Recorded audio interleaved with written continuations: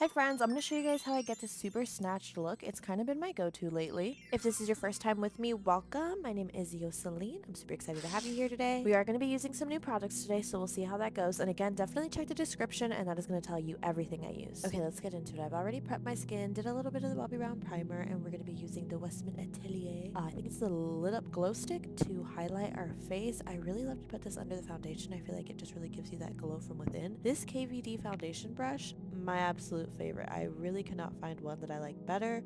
I've had it for years. Also, please prep your lips before you start any of your foundation or any of your makeup, really. This is going to give you the most buttery soft lips to work with later. And as you can see, I will always be applying foundation directly to the back of my hand just so I can really warm up the product before it goes on my face. I am using the Haus Labs. I think it's like the Triclone foundation. I have really been liking the coverage on this. It's super lightweight, but it's still like kind of like a medium coverage. And then with whatever leftover product there is on my brush, I like to go under my eyes and kind of start to prep where I'm going to put the concealer just so it doesn't get too cakey later on. And then I'll go ahead and bring some of that foundation onto my ears and down my neck so that it's all cohesive. And like I said earlier, we are going to be trying out some new products. This is the Camo contour and bronzer from e.l.f. I wasn't too sure how to go about putting this on since it was the first time I was using it. I feel like normally I would have done little swipes like I do on my nose, but I just kind of put dots everywhere and that seemed to work. And whenever I do my nose contour, I like to bring that right under my brow bone into the creasing of my eyes. And this is just going to make everything real seamless later. Also, whenever I do my contour, I like to do it at a 45-degree angle up, really concentrating it right below my cheeks and then just slowly blending it out with little tapping motions. I've said this before and I'll say it again. Please follow makeup tutorials with people who have similar bone structure to you. That is going to give you the best result. Also, I just dyed my hair black, so that's why my nails are black, okay? So do not come for me. I am not a rata sucia. And let me tell you something. The Hourglass concealer is super pigmented. I always find myself just scraping off the excess because you really don't need all that. It also dries down super quick. Normally, I would leave it there and let it warm up with the skin, but I noticed that with this, you gotta blend it out right away, babes. And so with the Morphe M334 brush, I'm gonna go ahead and buff this straight into the skin. Again, we're gonna be doing kind of a 45-degree angle, really concentrating on the areas where I laid the concealer down and then just kind of blending that into the contour and then slightly right under my eyes. Again, I am trying to just kind of slowly build up the coverage there because I really don't want it creasing. Then we're gonna go ahead and blend out our lip contour and our nose contour. My whole routine is a little bit all over the place, but I feel like this is what works best for me. And again, we're gonna be scraping off that excess amount of concealer because we don't need all that. And I like to go ahead and take that up the bridge of my nose, right there in the center of my forehead. I don't put too much because it's all in the brushes, babe. I like to use a small fluffy brush for my contour and then something a little bit more dense for the concealer areas just because I feel like I can really pack it in. And in case no one's told you before, you can absolutely wipe off the excess amount of product on the back of your hand. You don't have to keep going in. Sometimes that shit can get crazy quick. And as you can see, I love bringing my contour up into my eye socket. I feel like it just makes everything so seamless. And before I actually blend out the concealer, I like to kind of blend the contour into the concealer and go back and forth between the both of them. I feel like this gives me the smoothest transition and it's just not too blocky, if you know what I mean. We're coming back in with our Morphe M334 brush. This one's honestly super versatile. I feel like I can use it for a lot of things. Like right here, I'm using her to clean everything up, and as you can see, we got a real snatched look. Normally, I would be using the Haus Labs and the Huda Beauty blush, but today we're going to be trying out something new. We're going to be dipping into a little bit of that Bold Face Lilac from e.l.f. I was wondering if it smelled good because the Huda Beauty one does smell delicious. I love her. Also, if you have a little drink, cheers, bitch! Anyways, back to the tutorial. I like to do a little bit on the tip of my nose. And so listen, everybody tells you that you should do your makeup with perfectly clean brushes, but I don't know. I like my brushes a little seasoned. I feel like the first side that I did blush on is looking a little bit patchy,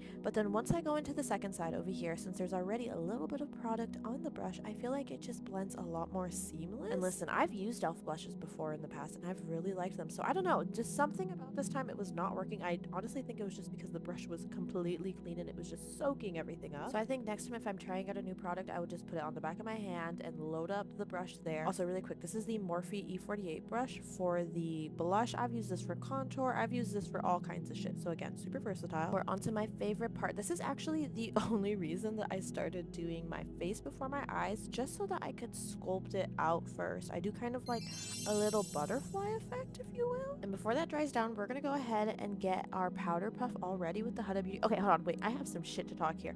Everyone's just like, just shake this out and it'll come out.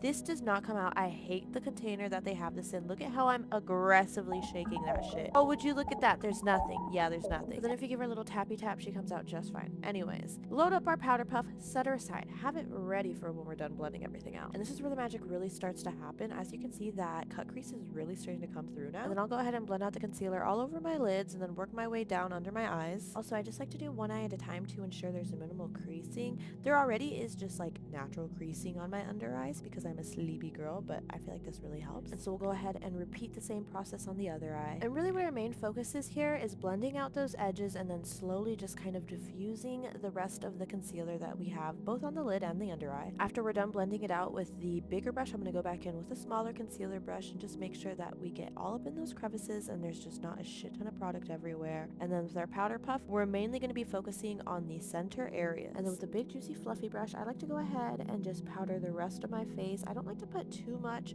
where I'm going to be putting blush and contour because I know I like to put a powder blush. I know I like to use a powder contour. I just don't want it to get too crazy. And so we're going to go ahead and get any of those creases out of our eyelids and go ahead and set them as well. This is something that I would always see other beauty gurus doing, but I just never really did it. Also, I just really love this brush. I feel like it is with me through thick and thin. Oh shit, this blush brush also. Honestly, I love so many of Morphe brushes. I feel like a lot of people talk shit, but they're honestly really good. Also, I was just starting to get a little bit ahead of myself here because I literally just did my blush and went right back to my eyes. Okay, so we're gonna go ahead and get a small little dense brush. Of course, I'm using my KVD Satin Center palette. We're gonna go ahead and start placing this right over the cut crease we started to map out earlier. And I used to really struggle with my cut creases, but the more I leaned into following my actual bone structure and not trying to do what everyone else was doing, the better it came out. And honestly, I think that applies to everything in life. The more you lean into yourself, the better the outcome. And so we're gonna use the M507, love her too really quick, but we're gonna use that to go ahead and diffuse that little cut crease that we put in earlier. Add a little bit of white on top to really make the brow pop.